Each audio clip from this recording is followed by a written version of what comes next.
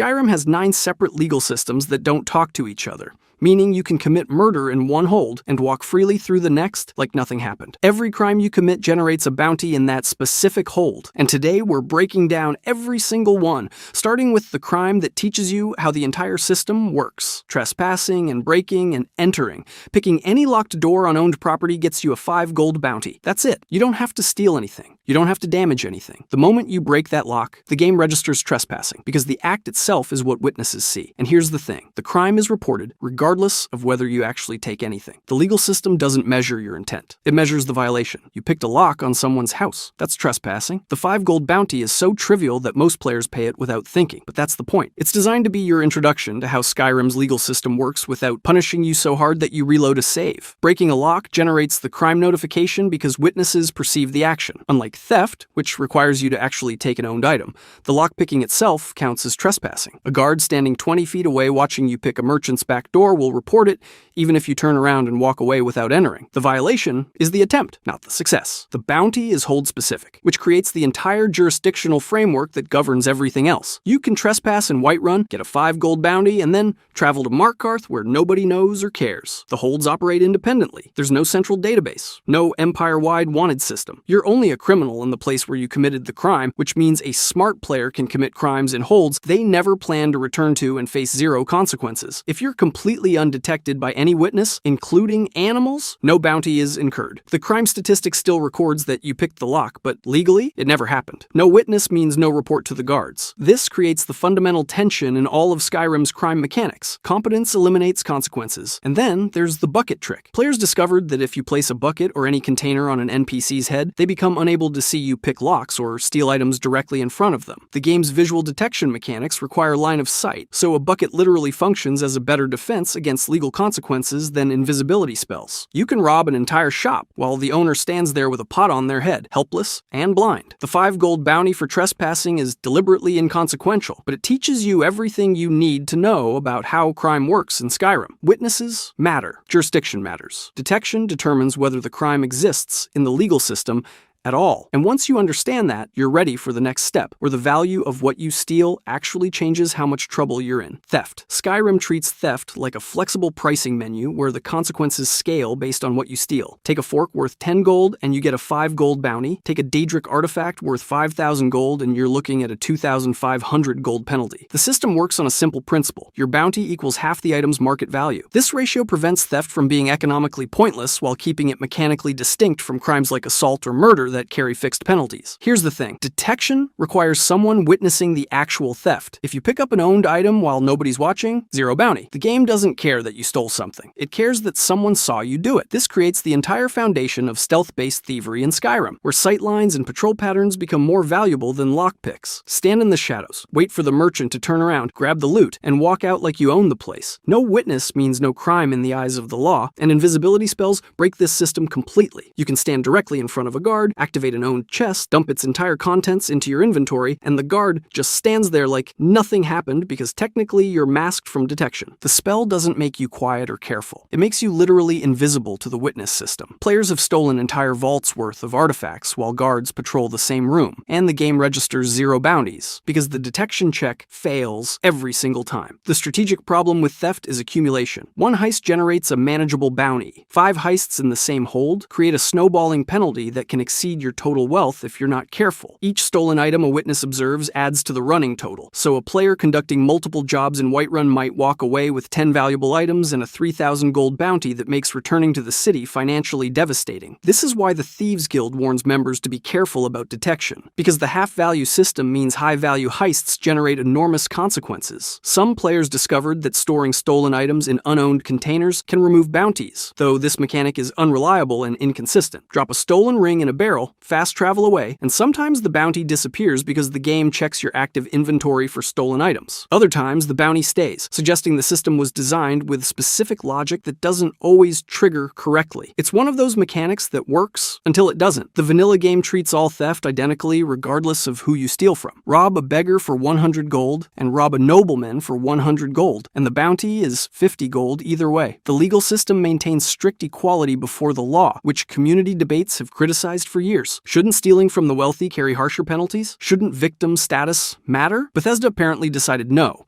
and numerous mods exist specifically to add victim-based scaling to theft penalties. But in the base game, a fork is a fork, and the Jarl's crown is just an expensive fork. At least theft gives you options to avoid consequences entirely through stealth. Unlike assault, where you're getting caught the moment you swing. Assault. In Skyrim, assault is where things get actually violent, and the game handles it in a way that seems almost suspiciously lenient. Any melee attack or hostile spell against a non-aggressive NPC generates a 40 gold bounty. That's it, 40 gold. Whether you land a devastating power attack capable of shattering someone's ribcage or throw a single spark of magical energy that barely singes their eyebrows, the legal system treats both identically. The intent matters more than the damage, which creates some truly bizarre scenarios where accidentally clicking the wrong button and smacking a guard with a wooden spoon carries the same penalty as obliterating them with a master-level destruction spell. But here's where it gets interesting. Mutually agreed brawls initiated through dialogue options don't generate assault bounties at all. The game recognizes that if two people shake hands and agree to beat each other senseless, that's perfectly legal combat. However, the moment you pull out a weapon during one of these honorable fistfights, the assault bounty materializes. This has led to countless players accidentally ruining their clean criminal record because they forgot to unequip the ebony mail, which poisons everyone who hits you, turning what should have been a friendly brawl into a criminal offense. The self-defense exception is perhaps the most strategically valuable loophole in Skyrim's entire legal code. If an NPC attacks you first, any counterattacks generate 0 bounty, allowing you to legally beat them into the ground without becoming a criminal. Stand there,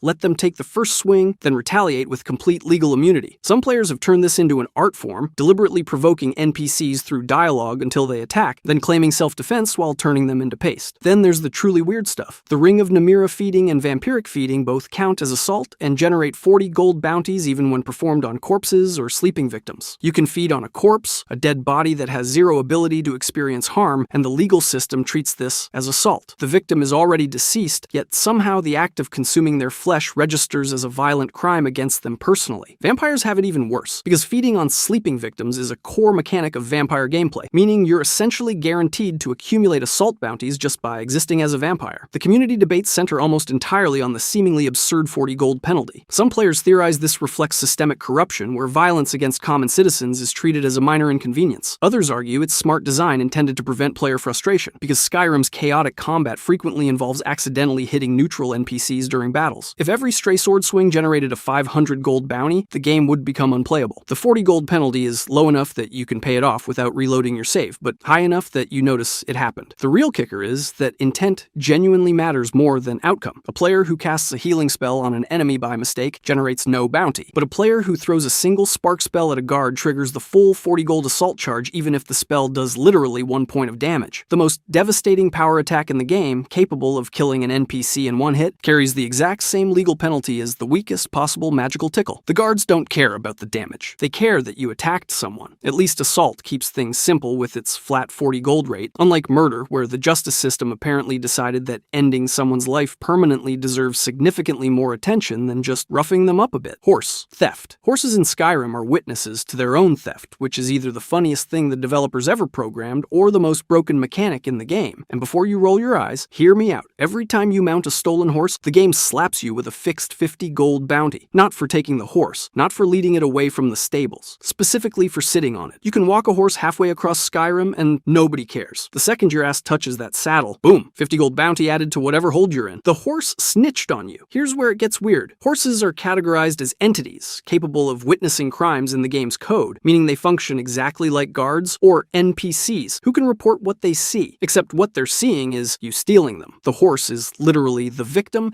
and the witness simultaneously, which makes 0 sense if you think about it for more than 3 seconds. But that's how it works. The game treats the horse like it just watched you commit a felony against itself, filed the police report, and then stood there waiting for you to do it again. The bounty triggers fresh every time you mount a stolen horse in a new hold, ride a stolen horse from Whiterun to Riften, and you just added 50 gold to your Whiterun bounty and 50 gold to your Riften bounty. Cross all 9 holds on the same horse, and you've racked up 450 gold in bounties without committing a single other crime. Speedrunners use this exact mechanic to farm bounties for the Master Criminal achievement, systematically riding stolen horses across hold borders to hit the 1,000 gold requirement in every jurisdiction. It's ridiculous, but it works. Some runners can hit Master Criminal in under 10 minutes just by galloping in circles around hold boundaries, letting the same horse report them 9 different times to 9 different governments. Now here's the the loophole. If you kill bandits and take their horses, or if you find wild horses wandering around in the wilderness, you can ride them with zero bounty. The game only cares if the horse is marked as owned property. Kill the owner, take the horse, no crime. The horse doesn't care that its previous rider is bleeding out 10 feet away. It's just happy to have a new person sitting on it. Murder the stable owner in broad daylight, mount his horse while standing over his corpse, and the game treats it as legitimate acquisition. The logic here is absolutely bulletproof. Community debate on this mechanic has been raging for years. Some players think the animal witness system was intentional dark humor by the developers, a joke about how even livestock can narc on you in this world. Others argue it's a genuine oversight, a broken piece of code that was supposed to check for human witnesses, but accidentally included every sentient creature in the game. The fact that chickens can also report crimes supports the second theory, but honestly, who knows? Bethesda has never commented on it, which either means they're embarrassed or they think it's hilarious and don't want to ruin the magic. The 50 gold bounty is low enough that most players just ignore it or pay it off without thinking twice, but it stacks. Fast travel to a city on a stolen horse, and you're adding 50 gold every single time. Do that 10 times, and you've got a 500 gold bounty for what amounts to public transportation theft. Not ideal. At least horses only witness the crime of riding them, unlike the real nightmare mechanic that lets any creature in the game report any crime they see. The witness system. Every crime in Skyrim collapses without one critical element: detection. You can commit murder, you can steal priceless artifacts, you can assault guards in broad daylight, but none of it matters if nobody sees it happen. And here's where it gets weird. Any NPC or creature that observes a crime becomes a witness who will report to guards, triggering a bounty. But if you eliminate all witnesses before they escape and alert authorities, the bounty disappears entirely. The game literally tells you, last witness killed, bounty amount removed. This creates the ultimate moral calculus. Is murder justified to cover up theft? You steal a 200 gold item,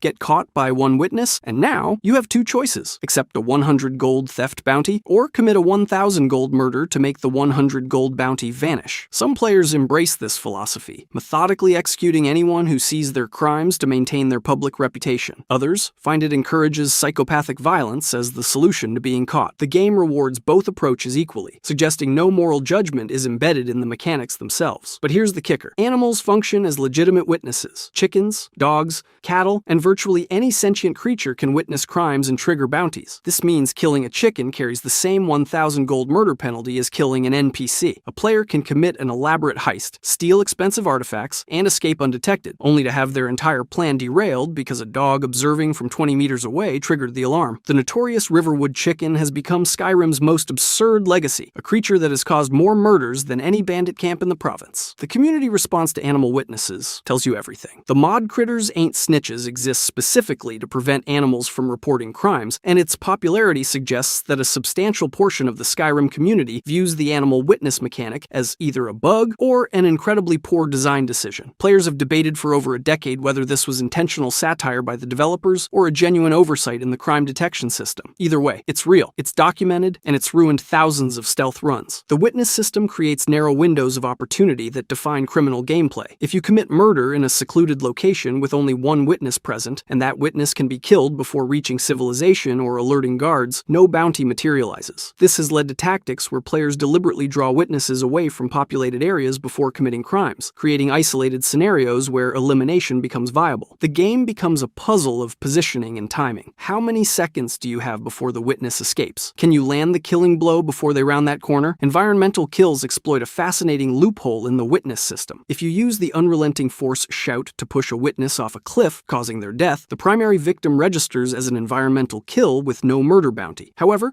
the assault bounty from the shout attack itself remains, because the game recognizes that you initiated the force that led to the death. This creates legal scenarios where gravity holds higher moral authority than direct violence. Players have literally joked, last witness killed, 40, bounty removed. Yeah, that's right, murder don't mean anything compared to that scumbag gravity. And then there's the bucket trick. Players discovered that placing containers on NPC heads exploits the line of sight detection system, making witnesses unable to see crimes occurring directly in front of them. You can pick locks, steal items, and commit assault while an NPC stands helplessly with a bucket obscuring their vision. The game's visual detection requires actual line of sight, meaning containers literally function as better shields against legal consequences than invisibility spells. This emerges from the same detection mechanics that make stealth viable at all, but it's been weaponized into absurdity. The witness system determines whether stealth playthroughs and criminal runs are even possible. Without it, every crime would generate automatic bounties regardless of detection, turning the game into a linear law enforcement simulator. With it, Skyrim becomes a world where crimes that nobody witnesses never enter the legal record, creating emergent scenarios where the player's skill, positioning, and creativity determine whether consequences materialize. It's the foundation of everything else in the crime system. But if you think managing witnesses is complicated, wait until you see what happens when you decide to break out of jail entirely. Jailbreak. Here's the thing about escaping prison in Skyrim. The moment you pick that cell lock or activate an escape route, you get slapped with an additional 100 gold bounty on top of whatever crimes got you locked up in the first place, which means the legal system has created a perfect catch-22 where you literally have to break more laws to escape punishment for your original crimes. It's like getting arrested for jaywalking and then being charged with trespassing for leaving the courthouse. The game doesn't care about your motives or circumstances. Break out, get charged, no exceptions. And I can prove it's strategic calculation, not just bad design. Every single hold features unique escape routes with varying difficulty levels. Solitude's got a crumbling wall you can activate for an alternate exit that dumps you into the city's back alleys. Whiterun's Dragon's Reach has multiple paths depending on your sneak and lockpicking stats, with guards positioned at predictable patrol intervals. Windhelm's Prison has a tunnel system. Some players swear connects to the sewer network. Riften's got a loose grate nobody bothers fixing. Some routes require 0 resources if you're skilled enough. Others demand specific items, lockpicks, or specialized builds. Players speedrun these escapes, optimizing routes to minimize guard encounters and maximize efficiency, documenting exact timing windows for patrol gaps. The metagame isn't whether you can escape, it's whether the 100 gold penalty is worth avoiding the alternative. Because here's your calculation. If your original bounty is low, say 40 gold for assault or 25 gold for trespassing, paying the fine costs less than escaping. The jailbreak penalty literally doubles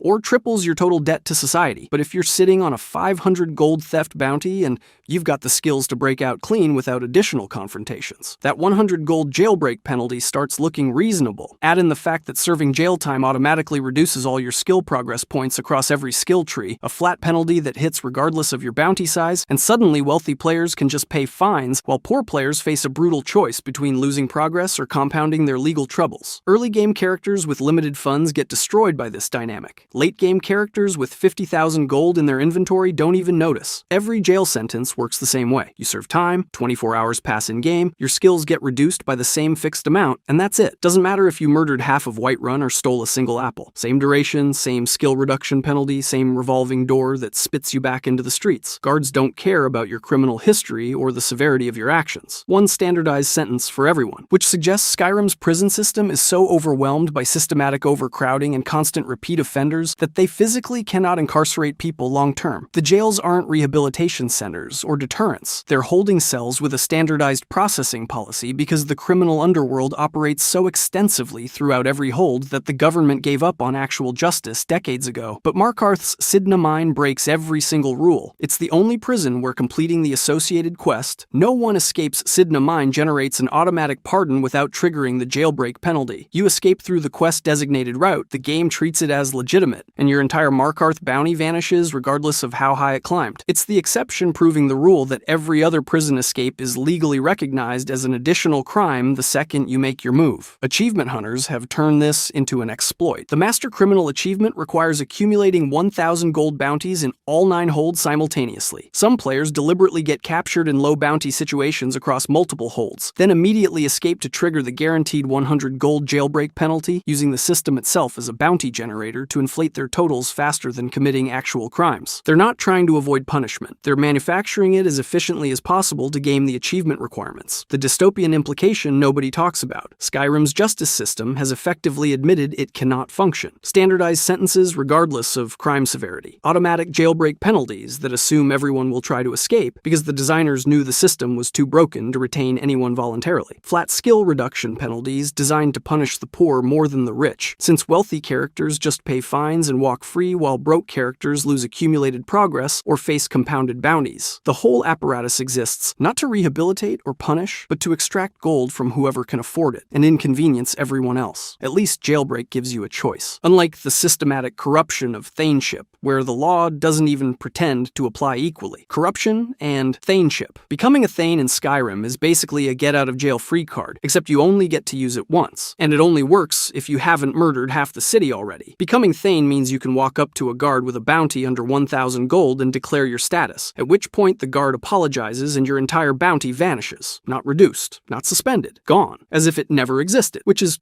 not exactly how justice is supposed to work. Here's the thing though, this privilege applies exactly one time per hold. Use it to clear a 500 gold theft bounty, and it's burned forever in that hold, unless a new Jarl grants you the title again, which only happens if you conquer the hold during the Civil War and a completely new government takes over. So you're managing this resource like a strategic insurance policy, deciding which crime in each hold deserves your single immunity. Do you waste it on accidentally stealing a fork in Whiterun, or save it for when you inevitably assault someone in Riften and need to vanish the consequences? The 1,000 gold cap creates a hard boundary against villainous behavior. Commit multiple murders and rack up a 3,000 gold bounty? Thaneship won't help you. Kill 5 guards? You're on your own. The system draws a line where social privilege protects you from typical criminal stupidity but refuses to extend to mass murder. You can be a prestigious Thane in every hold and still get arrested on sight if you cross that threshold, because even medieval fantasy societies have limits on how much they'll tolerate from the upper class. The privilege extends to minor theft, assault, and maybe one accidental homicide. Beyond that, you're just a criminal with a fancy title. But if you don't want to burn your Thane card, the Thieves Guild offers an alternative. Complete special jobs in specific cities, and you unlock the ability to bribe individual guards. Not the whole system, just that one guard standing in front of you. Pay them enough gold, and they'll conveniently forget about your bounty long enough for you to walk away. The next guard down the street will still try to arrest you, but you've bought yourself temporary immunity without systemic forgiveness. It's corruption on an individual transaction basis rather than institutional privilege. The bribe amount scales with your bounty, so clearing a 5,000 gold murder spree costs significantly more than making a 200 gold theft disappear. Players with high speech can unlock the bribery perk and get similar results without guild membership. Persuade guards to overlook bounties through charm, intimidation, or just talking fast enough that they forget what they were arresting you for. It's the most elegant solution for smooth-talking characters who want to roleplay their way out of legal trouble instead of murdering witnesses or serving jail time. The perk essentially lets you negotiate with the law itself, turning every crime into a financial transaction if you're charismatic enough to sell it, all of which creates an uncomfortable truth. Wealth directly translates to legal immunity in Skyrim. Rich players can pay fines, bribe guards, and exploit thaneship privileges to escape every consequence. Poor players have to either serve time and lose skill progression or jailbreak and accumulate additional bounties. The game doesn't hide this. It's built directly into the mechanics. You can literally buy your way out of murder charges if you have enough gold and the right social connections. The entire justice system operates on a sliding scale where consequences exist primarily for people who can't afford to make them disappear. The community debates whether this reflects realistic medieval class inequality or whether it makes crime a privilege exclusively available to wealthy characters. Some argue it's accurate historical simulation where nobles operated above the law and commoners got crushed by it. Others think it breaks the entire justice system by making consequences optional for anyone with sufficient resources. Either way, the game rewards wealth and status with legal invincibility, which is either brilliant satire or horrifying commentary depending on how you look at it. What nobody debates is the strategic value. Thaneship immunity is one of the most powerful tools in the game for players who want to commit crimes without permanently destroying their relationship with a hold. Use it wisely, save it for the worst possible moment, and you can walk away from almost anything, at least until you cross the 1,000 gold threshold and discover that even the Thane of Skyrim can't talk their way out of being a serial killer. But if you think legal corruption is disturbing, wait until you understand the actual mechanics of murder and why killing a chicken carries the exact same penalty as killing a person. Murder. Murder triggers an automatic 1,000 gold bounty. Guards attack on sight. The penalty applies equally whether you kill a citizen, a merchant, a named NPC with story relevance, or a chicken. Yeah, a chicken. Murder a guard in Skyrim and you get 1,000 gold. Murder a chicken and you also get 1,000 gold. Same crime, same bounty. This is either the greatest satire of medieval legal systems ever programmed into a video game, or the developers genuinely forgot to differentiate between sentient beings and livestock. Here's the thing though, that 1,000 gold bounty only materializes if someone witnesses the murder. No witness means no bounty, regardless of how dead the victim is. You can execute the most elaborate assassination in Skyrim's history, leave the body in plain sight, and face zero legal consequences if nobody saw it happen. This transforms murder from the ultimate capital crime into a consequence-free strategic tool for players who understand stealth mechanics. The Dark Brotherhood and Thieves Guild build entire questlines around this principle. The Master Criminal achievement requires 1,000 gold bounties in all 9 holds simultaneously. Guess what that means? Murder speedruns. Players have optimized murder routes across Skyrim, identifying the most efficient guards to kill, the fastest fast travel paths between holds, and the precise timing required to maintain active bounties everywhere before they decay. Some speedrunners complete this achievement in under an hour through systematic guard assassination. The game literally rewards you for becoming so comprehensively criminal that every government in Skyrim wants you dead